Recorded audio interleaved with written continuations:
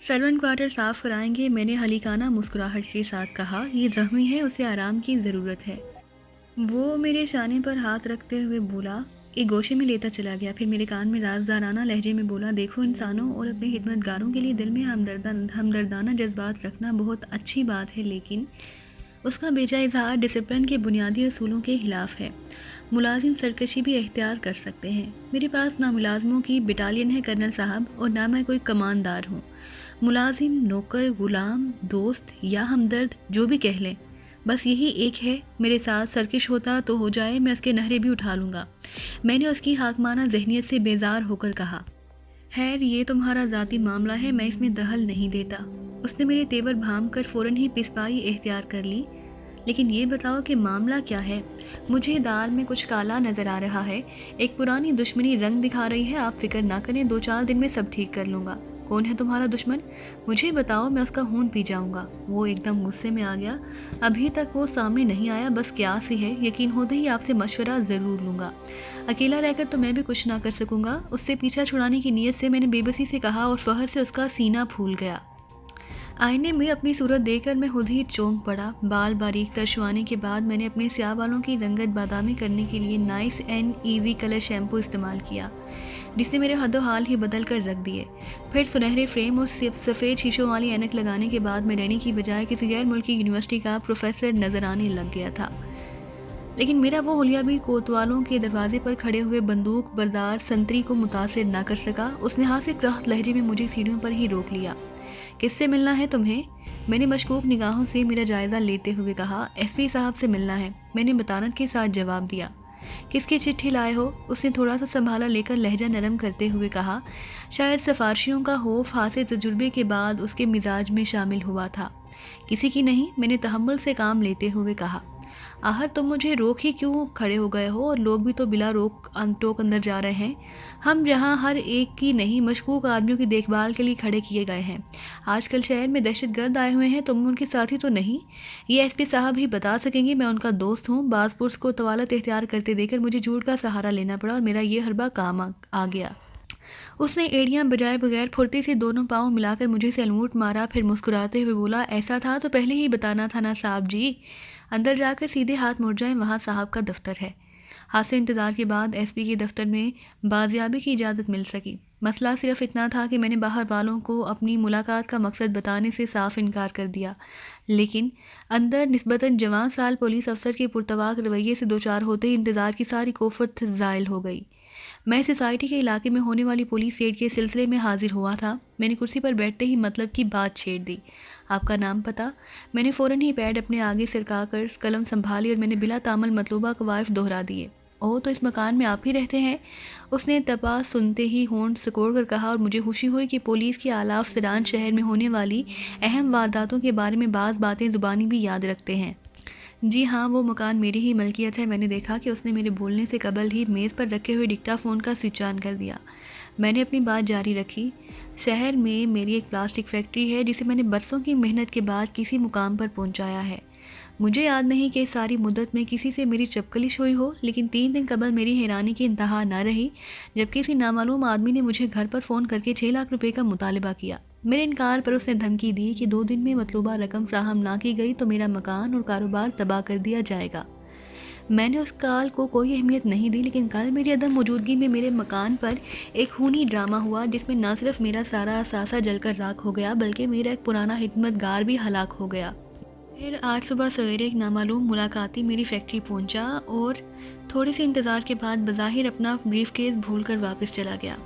بعد میں ہم نے توجہ دی تو بریف کیس سے کسی گھڑی کی آواز سنائی دے رہی تھی۔ ٹائم بم کا خطرہ محسوس کرتے ہی وہ بریف کیس ماری پور روڈ کے قریب پھینکوا دیا گیا۔ میری کل رات سے حالت ابتر تھی اور میں خوفزدہ تھا۔ میں نے اپنے آدمی کو پولیس سے رجوع کرنے کی ہدایت کر دی، لیکن خود شہر میں چھپتا پھر رہا تھا۔ میرا دشمن نادیدہ ہے، وہ جب پولیس کو مدعو کر کے میرے مکان کو خاکستر میں تبدیل کر سکتا ہے تو مجھے ٹھکانے لگانا اس کے لیے بہت آسان ہوگا۔ وہ شاید آپ کو نقصان نہ پہنچائے، وہ باغور میری طرف دیکھتے ہوئے بولا۔ آپ کا زندہ رہنا اس کے لیے سود مند ثابت ہوگا۔ اسی رقم دے رہے ہیں جو وہ آپ کو خوفزدہ کر کے وصول کرنا چاہتا ہے۔ بریف کیس 10:02 پر ماری پور کے ویرانے میں ایک دھماکے سے پھٹ گیا تھا۔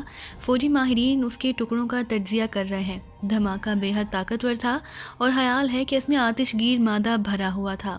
ویرانے کی بجائے وہ بم فیکٹری میں پھٹا ہوتا تو آگ پر قابو پانا دشوار ہو جاتا۔ او خدا، میں نے دونوں ہاتھوں سے سر تھام لیا۔ یہ کیا ہو رہا ہے؟ اتنی آسانی سے سمجھ میں نہیں آئے گا۔ ایس پی کا بدلا ہوا طنزیہ لہجہ سن کر میں چونک پڑا۔ یہ بتاؤ کہ اپنے سر کے بالوں کا رنگ کب تبدیل کیا ہے؟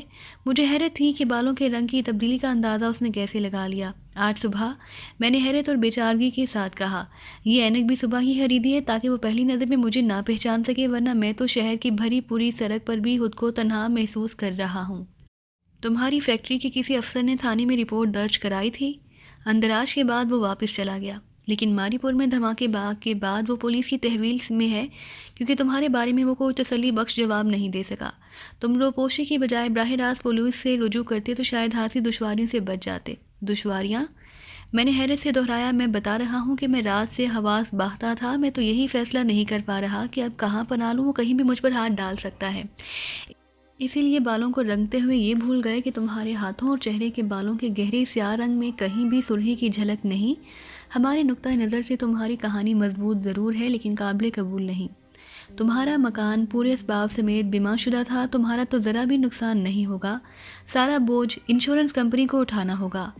معاوضہ ہی سب کچھ نہیں ہوتا جناب، میں نے اپنی گھبراہٹ پر قابو پاتے ہوئے کہا۔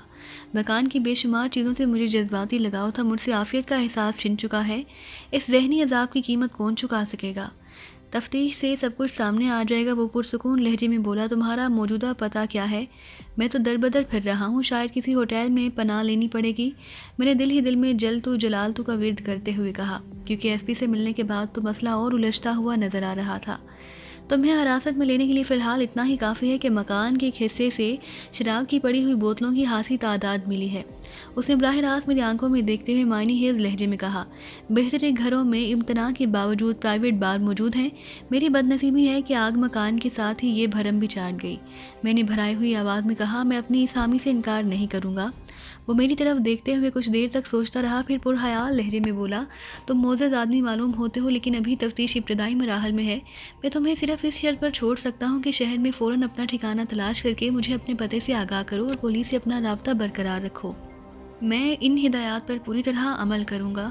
گلو خلاصے کا امکان پیدا ہوتے ہی میں نے ہلو سے دل سے کہا اور اس نے مجھے اپنے اسٹینو کے کمرے میں بھیج دیا۔ میں ملحقہ کمرے میں پہنچا تو اسٹینو ریسیور سے کان لگائے شاید ایس پی سے میرے ہی بارے میں ہدایات لے رہا تھا۔ اندر میں جو کچھ کہتا رہا تھا وہ نوٹس کی صورت میں باہر قلم بند ہوتا رہا تھا۔ اسٹینو نے آڑی تیرچھی لکیروں کو پڑھتے ہوئے مجھ سے مزید بہت سے سوالات کیے اور پھر ٹائپ رائٹر پر کاغذ چڑھا کر ٹائپنگ میں مصروف ہو گیا۔ بیان کی تیاری کے بعد شناخت کا مرحلہ آیا، جو شناختی کارڈ اور کریڈٹ کارڈ نے حل کر دیا، اور یوں 1.5 گھنٹے بعد مجھے وہاں سے واپسی کی اجازت مل گئی۔ باہر نکلتے ہی میں سوچ رہا تھا کہ پولیس کے ملوث ہونے کی وجہ سے میرے لیے الجھنیں بڑھ گئی تھیں، جنہیں نظر انداز کر کے میں پولیس کی مخالفت مول لے سکتا تھا۔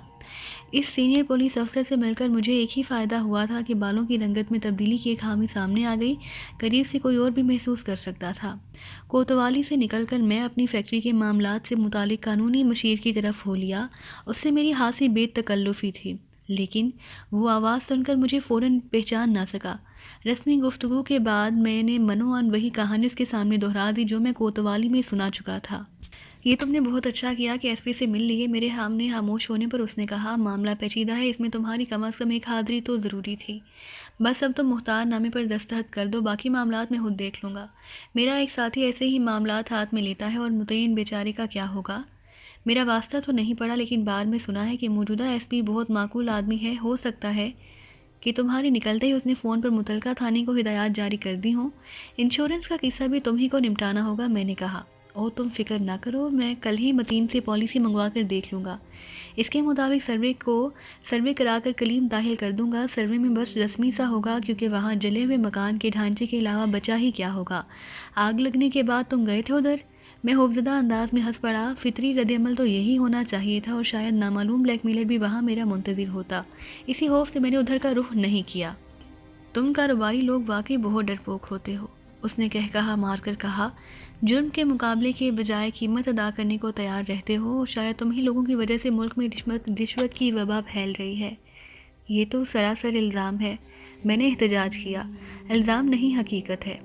سرکاری اہلکار منمانی قانونی تعویلیں نکال کر تمہیں بلیک میل کرتے ہیں اور تم بڑے نقصان کے ڈر سے انہیں چیلنج نہیں کر پاتے، ان کی مٹھی گرم کر کے کام نکال لیتے ہو۔ رفتہ رفتہ یہ ان کی عادت بن گئی ہے، اب تو شاید بیشتر اہلکار ان قانونی موشگافیوں کے حافظ ہو چکے ہیں جن کے سہارے تمہاری دکھتی رگیں دبائی جا سکتی ہیں۔ یہ کسی ایک طبقے کا نہیں، پورے معاشرے کا قصور ہے۔ صرف کاروباری طبقے کو تم الزام نہیں دے سکتے، اصل ملزم وہی ہے، کیونکہ سرکار سب سے زیادہ تعلق اسی طبقے کا ہوتا ہے، اور پھر معاشرہ آسمان سے تو نازل نہیں ہوتا۔ میں اور تم ہی معاشرے کے ارکان ہیں۔ جب حکومت کو سب سے زیادہ محاصل ادا کرنے والے طبقے ہی حق کے لیے لڑنے کی بجائے برائی کی پرورش کرنے لگیں گے تو کیا ہوگا؟ محکوم خود ہی بزدل ہوں تو حاکم ظالم سے ظالم تر ہوتے چلے جاتے ہیں، اور ظلم کی فصل حلال کی روزی سے کبھی سیراب نہیں ہوتی، کیونکہ بڑی تنہائی بڑھانے کا حق کسی کو نہیں ہے۔ ہاں، وہ دوسروں کی جیبوں اور تجوریوں پر ڈاکے ڈال سکتے ہیں، اور تمہارے چاروں طرف یہی ہو رہا ہے۔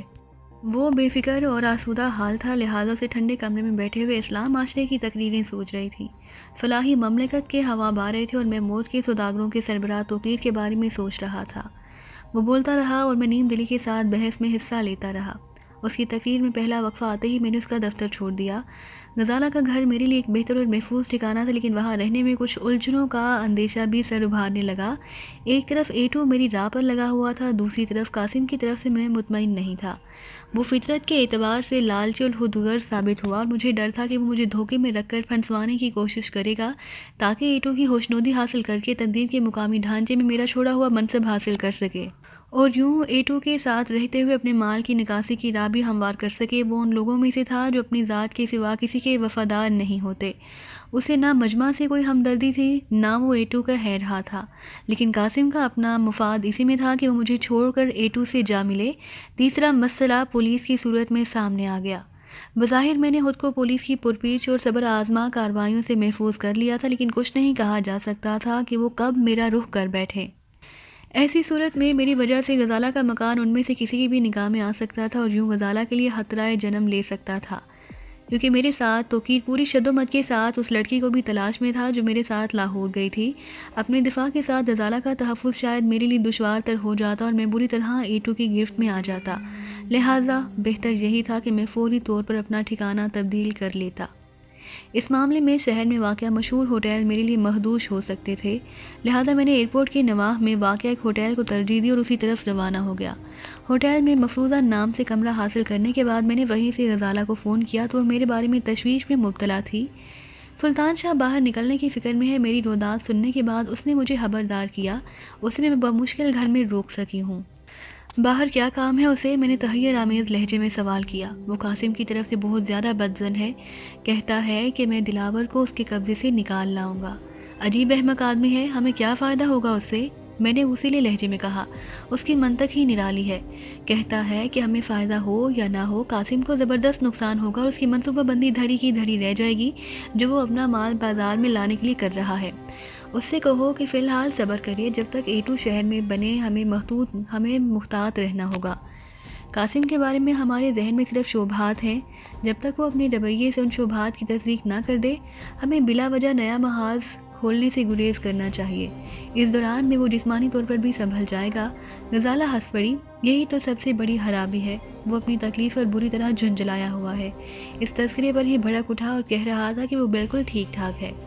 موقع ملا تو میں رات میں چکر لگاؤں گا، بولتا بہت ہے لیکن میری ہدایت کے خلاف عمل نہیں کرے گا۔ اسے بتا دینا کہ تمہاری مجھ سے بات ہو چکی ہے۔ ڈیڈی کامران کو دیکھنے کے لیے اسپتال جانا چاہ رہے تھے، لیکن میں نے انہیں روک دیا۔ یہ تم نے بہت اچھا کیا، میں نے اس کی بات کاٹ کر تحسین آمیز لہجے میں کہا۔ حالات کا یہ رخ میری نگاہوں سے بالکل ہی اوجھل تھا۔ ہمیں کچھ دن کے لیے کامران سے دور ہی رہنا ہوگا۔ کیوں؟ اس نے معصومانہ لہجے میں سوال کیا۔ میں تو ڈیڈی کو بس اضطراری طور پر ادھر جانے سے روک دیا تھا، میرے ذہن میں کوئی خاص بات نہیں تھی۔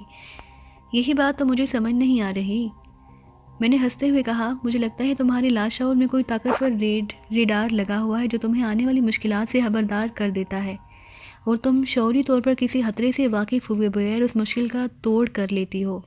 شاید تمہیں یاد نہیں کہ کامران کو اکبر کی علاج گاہ میں داخل کرانے سے پہلے میں سفارش کے لیے ایڈکشن کیور سوسائٹی کے دفتر گیا تھا، جہاں قاسم پہلے سے سوسائٹی کے بانی محسن کے ساتھ بیٹھا ہوا تھا۔ ہم دونوں نے ہی ایک دوسرے کو دیکھا تھا، لیکن آپس میں بالکل انجان بن گئے تھے۔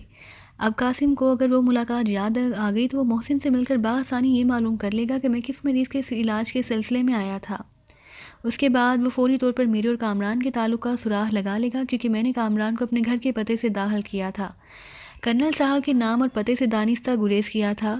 اوہ، اس کا مطلب تو یہ ہوا کہ جو بھی کامران کی عیادت یا دیکھ بھال کے لیے جائے گا وہ قاسم یا اس کی آدمیوں کی نگاہوں میں آ سکتا ہے۔ اس کی تشویش زدہ آواز ابھری۔ یہ عارضی احتیاط ہے، اور میں نے اسے دلاسا دیا۔ 2-3 روز میں معاملات صاف ہو جائیں گے۔ جہانگیر سے گفتگو یا ملاقات کے بعد ہی میں کسی نتیجے تک پہنچ سکوں گا۔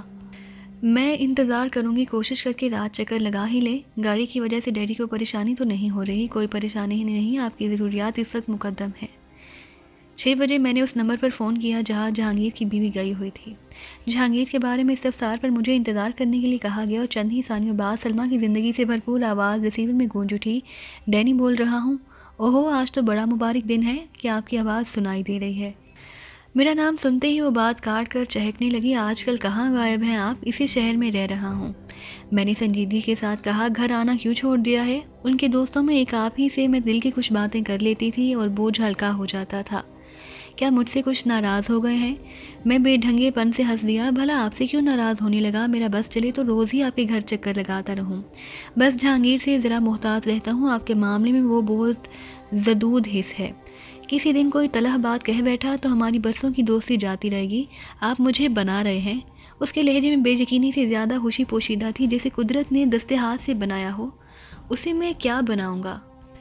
میں نے ایک سوچے سمجھے منصوبے کے تحت پہلی بار اس کی حوصلہ افزائی کرتے ہوئے کہا، کیا جہانگیر ابھی تک ادھر نہیں آیا؟ شاید نشے کی رو میں کسی کتے کے گلے میں باہیں ڈال بیٹھے ہوں گے۔ اس کی آواز تلخ ہو گئی۔ نہ جانے وہ مجھ سے کیوں دور دور بھاگتے ہیں؟ میں اتنی بری تو نہیں؟ اچھی اور بری کی بات نہیں، میں نے اس کے کمزور پہلو سے فائدہ اٹھانے کی بجائے اسے سمجھانے کی کوشش کرتے ہوئے کہا، ہو سکتا ہے کہ اس کی اپنی کچھ الجھنیں یا کاروباری پریشانیاں ہوں، تو مجھے اعتماد میں کیوں نہیں لیتے؟ اگر میں ان کی الجھنیں دور نہ کر سکی تو کم از کم گھر کی فضا میں غلط فہمیوں کے جنم لینے کا امکان ختم ہو جائے گا۔ باہمی اعتماد کی فضا رفتہ رفتہ اور دو طرفہ رویے سے جنم لیتی ہے۔ موقع ملا تو میں اسے سمجھانے کی کوشش کروں گا۔ میں نے قصہ مختصر کرنے کے لیے اس کی بات کاٹ کر نرم لہجے میں کہا، خدا کرے کہ جہانگیر آپ کی بات سمجھ سکے، اس شہر میں تو بس ایک آپ ہی میرے ہمدرد ہیں۔ تلہی کی اعتدال پر آتے ہی اس کا لہجہ ایک مرتبہ پھر دو معنی ہو گیا۔ اس عنایت کا شکریہ، میں نے دل ہی دل میں خود کو احمق محسوس کرتے ہوئے کہا۔ جہانگیر آئے تو اس کو میرا دوسرا فون آنے تک یہیں روک لیں، مجھے اس سے کچھ ضروری باتیں کرنی ہیں۔ میں گھر فون ہی نہ کرا دوں آپ کو؟ میں گھر پر نہیں ہوں، تھوڑی دیر بعد ایک اور جگہ پہنچ کر فون کروں گا، میں نے اسے ٹالتے ہوئے کہا۔ میں نہیں چاہتا تھا کہ وہ میرے نئے ٹھکانے سے واقف ہو سکے۔ جہانگیر نے میرے مکان میں آتش زدگی کے بارے میں سلمیٰ کو نہ بتا کر عقلمندی کا مظاہرہ کیا تھا۔ میں سلمیٰ کی لا علمی دور نہیں کرنا چاہتا تھا۔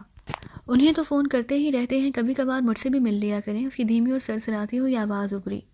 ملنے میں وقت ہو تو کم از کم فون ہی کرتے رہا کریں، میں اس گھر میں خود کو بالکل تنہا اور اداس پاتی ہوں۔ میں کوشش کروں گا، میں نے گفتگو کو احساس دیتے ہوئے سلسلہ منقطع کر دیا۔ سلمیٰ شکل و صورت، عمر اور سراپا کے اعتبار سے ایسی گئی گزری نہیں تھی کہ اسے نظر انداز کیا جا سکے۔ جس دن سے وہ جہانگیر کے ساتھ کراچی آئی تھی، میں جہانگیر سے اپنی دوستی کی بنیاد پر اس کے ساتھ بے تکلفانہ انداز میں پیش آتا رہا تھا، لیکن جب جہانگیر کی وقت کی پراسرار سرگرمیوں کی بنا پر ان دونوں کے درمیان کدورت کی بنیاد پڑی تو سلمیٰ کے جھکاؤ کے تیور کچھ بدلنے لگے، لیکن میں ہمیشہ اسے اپنا دامن بچاتا ہی رہا۔ میرا اندازہ تھا کہ وہ بہت زیادہ تلون مزاج تھی۔ اگر جہانگیر اس پر بھرپور توجہ بھی دیتا رہتا تو کچھ عرصے کے بعد وہ زندگی کی اس یکسانیت سے اکتا جاتی۔ مجھے اندیشہ تھا کہ اگر میں اس کی مل بیٹھنے کی دعوت قبول کر بیٹھا تو کچھ عرصے کے بعد وہ مجھے اپنے گرد و پیش میں بھی دیکھنا پسند نہیں کرے گی۔ ایسے مرحلے پر وہ میرے خلاف جہانگیر کے بھی کان بھر سکتی تھی، جبکہ ان دونوں میں جہانگیر کی دوستی سے ہاتھ دھونے کا تصور بھی نہ کر سکتا تھا۔ لیکن اب حالات میں ایک نمایاں تبدیلی ہو چکی تھی اور میری ترجیحات میں بھی رد و بدل ہو چکا تھا۔ توقیر یا ایٹو کو کھل کر میرے سامنے آ چکا تھا، اور جہانگیر میرا لاکھ دوست اور خیرخواہ صحیح، لیکن اس کے دل میں ایٹو کی طرف سے دہشت جاگزی ہو چکی تھی۔ پھر حالیہ دنوں میں توقیر نے خود کو ایک سیاہ پوش سائے کے روپ میں جہانگیر پر ظاہر بھی کر دیا تھا۔ ان حالات میں جہانگیر کے لیے توقیر کی ہدایات سے سرتابی کرنا ناممکنات میں سے ہو کر رہ گیا تھا۔ اپنے دل میں میرے لیے تمام تر ہمدردیاں رکھنے کے باوجود اگر وہ مجھ سے تعاون کرنے سے انکار کر دیتا تو میں تنظیم سے بالکل کٹ کر رہ جاتا۔ مجھے اندر کے معاملات کی ہوا بھی نہ لگنے پاتی اور یوں موت کی سوداگروں کا شریزہ بکھیرنے کا ہاف کبھی شرمندہ تکمیل نہ ہو پاتا۔ میں نے محض انہی اندیشوں کی بنا پر اس وقت خلاف معمول پہلی بار سلمیٰ کی تھوڑی سی حوصلہ افزائی کی۔ اس وقت معمولی خلاف معمول ایٹو کے لیے کام کرتے ہوئے میں نے بھی چند ایسی شعبوں سے واقفیت حاصل کر لی تھی کہ وقت ضرورت سلمیٰ سے مل کر جہانگیر کے فون پر ہونے والی ہر گفتگو سن سکتا تھا۔ اس طرح میں جہانگیر کی لا علمی میں بہت سی معلومات حاصل کر سکتا تھا۔ نصف گھنٹے بعد میں نے ہوٹل کی لابی میں لگے ہوئے پبلک فون بوتھ سے دوبارہ اس نمبر پر فون کیا تو ریسیور سلمیٰ نے ہی اٹھایا اور اطلاع دی کہ جہانگیر وہاں پہنچ چکا تھا۔ تم بے موت مار دیے جاؤ گے۔ فون پر آتے ہی وہ دبی دبی ہزیانی آواز میں بولا، تمہارے گرد گھیرا بہت تیزی کے ساتھ تنگ کیا جا رہا ہے۔ تم نے براہ راست سامنے آ کر بہت بھیانک غلطی کی ہے۔ تم گھاس کھا گئے ہو۔ میں نے ترش لہجے میں کہا، مجھے پاگل کتے نے نہیں کاٹا کہ میں خود بہت سامنے آنے کی حماقت کرتا۔ وہ خود ہی میرے گھر میں مہمان بن کر آن پہنچا تھا۔ اوہ! ریسیور پر اس کی تحیر آمیز آواز سنائی دی، اس کا مطلب ہے کہ قاسم ٹھیک ہی کہہ رہا ہے، تو کیا ایٹو واقعی تمہارا ستیلا بھائی ہے؟ کم از کم میں پورے وثوق سے کہہ سکتا ہوں تم تو اس کے عتاب میں آ ہی گئے ہو۔ وہ فون پر دھیمی آواز میں گھگیانے لگا، تم غیر شادی شدہ ہو، مکان تباہ ہونے کے بعد کہیں بھی پناہ لے سکتے ہو، روپوش ہو کر اس کا مقابلہ کر سکتے ہو، لیکن خدا کے لیے مجھ پر رحم کرو، ایسا نہ ہو کہ تمہارے ساتھ میں بھی بے رحمی کے ساتھ روند ڈالا جاؤں۔ لیکن ہم تینوں تو ایٹو کے خلاف ایک معاہدے کے پابند ہیں میرے دوست، میں نے طنزیہ لہجے میں کہا، اسے بھول جاؤ، سب بھول جاؤ۔ وہ ہذیانی انداز میں بولا، اس وقت مجھے ایٹو کی شخصیت اور صلاحیت کا اندازہ نہیں تھا۔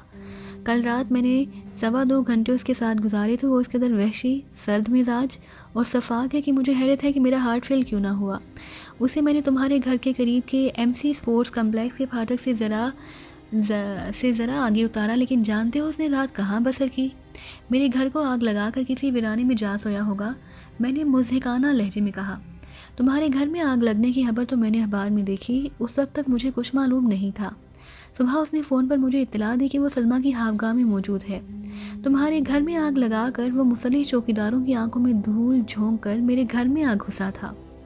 فون کی ایک لائن میرے کمرے میں ہے، دوسری سلمیٰ کی خوابگاہ میں رہتی ہے۔ ایٹو نے اسی کو انٹرکام کے طور پر استعمال کیا۔ تمہارے لیے ڈوب مرنے کا مقام ہے کہ تمہاری لا علمی میں وہ تمہاری بیوی کی خوابگاہ میں گھس آیا۔ تم گدھے ہو۔ اس کی حفت آمیز آواز ابری۔ سلمیٰ تو گھر پر ہی نہیں تھی، تمہارا فون آیا، وہ گھر پر ہی موجود تھا۔ میرا خیال ہے اس نے میری اور تمہاری گفتگو لفظ بہ لفظ سنی ہوگی۔ میں بھی اسی ڈر سے محتاط رہا تھا۔ یہ بتاؤ کہ اب مل رہے ہو؟ میں تم سے نہ مل سکوں گا، تمہارے لیے کچھ بھی نہ کر سکوں گا ڈینی، وہ جلدی سے بولا۔ تم میرے گہرے دوست ضرور ہو، لیکن میں بلا وجہ اپنی گردن کٹوانی پسند نہیں کروں گا۔ وہ تمہاری لہو کا پیاسا ہو رہا ہے، اسے کسی ملی بھگت کا شعبہ بھی ہو گیا تو میرے ٹکڑے اڑا کر راکھ کر دے گا۔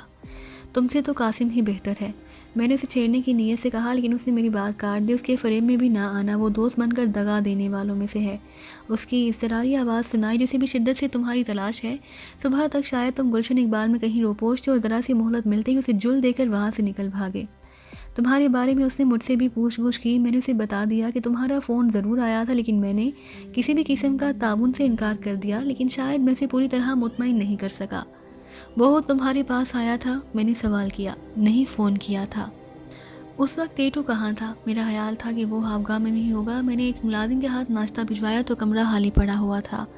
وہ جس طرح آیا تھا اسی طرح ہم سب کی لا علمی میں واپس چلا گیا۔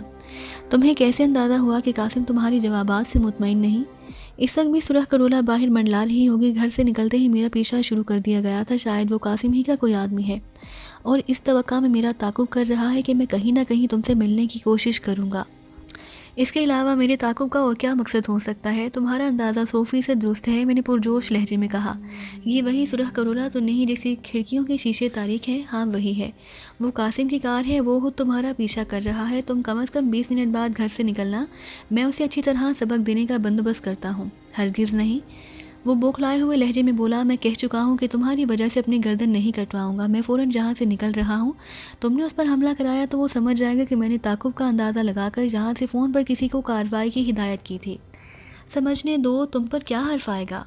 میں نے مصالحانہ لہجے میں کہا، تمہیں کیا معلوم کہ سرخ کرولا کس کی ہے؟ تم اسے کسی دشمن کی گاڑی بھی سمجھ سکتے ہو۔ نہیں ڈینی نہیں، اس نے سخت لہجے میں کہا، حالات بدل گئے ہیں، اب میں ایک لمحے کے لیے بھی تمہارا ساتھ نہیں دے سکتا۔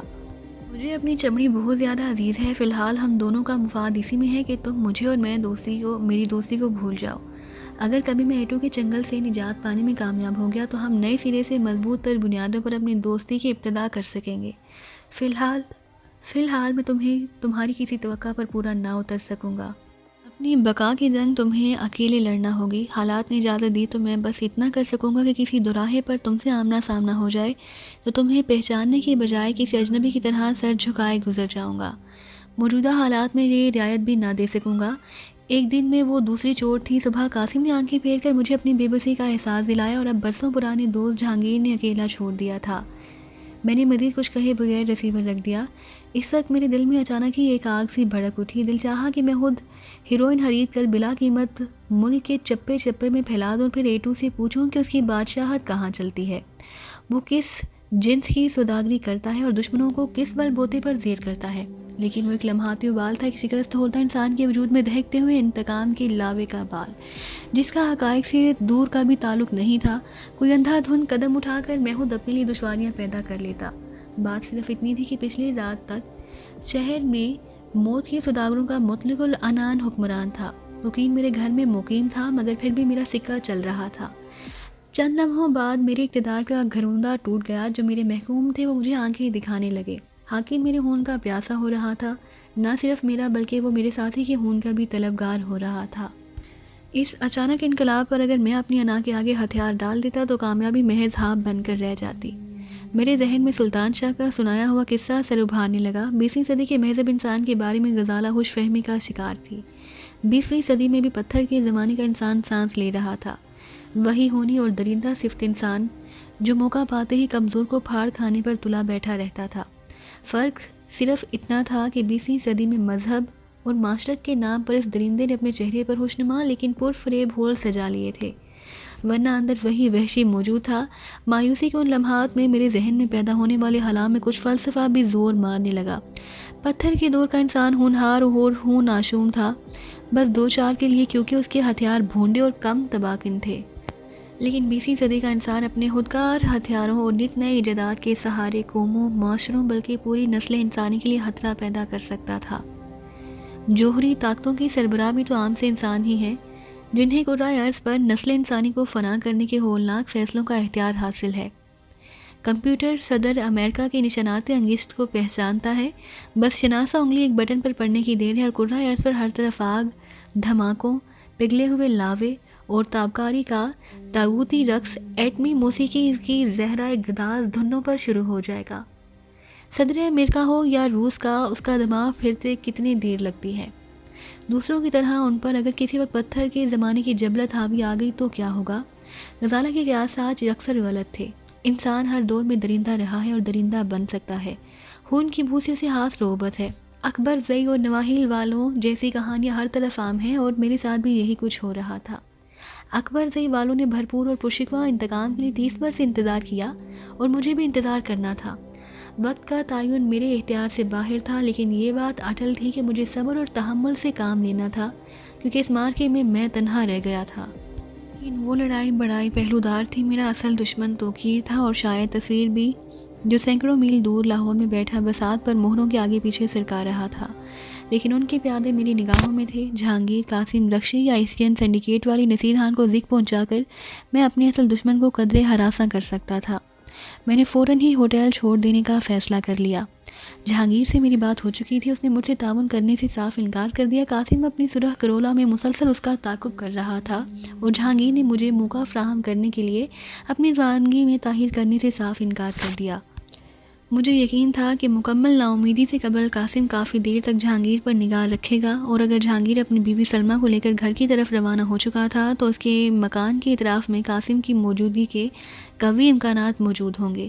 میرے پاس کرنل زوار زیدی کی سالہورہ سی کار تھی، جو کتابی اصولوں کے مطابق کئی برس پہلے مرحوم اور غفور ہو چکی تھی۔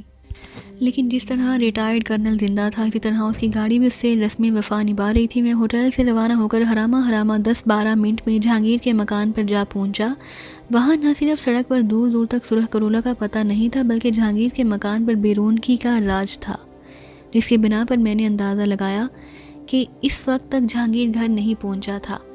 اس مفروضے کے بعد میں نے جہانگیر کے سسرالی عزیز کے مکان کا رخ کرنے کی بجائے وہیں ٹھہرنے کو ترجیح دی اور ایک تناور درخت کے نیچے اندھیرے میں گاڑی روک کر کھڑا ہو گیا۔ خودکار پستول میں نے جیب سے نکال کر گود میں رکھ لیا اور ٹائیگر کا سیفٹی کیچ ہٹا دیا۔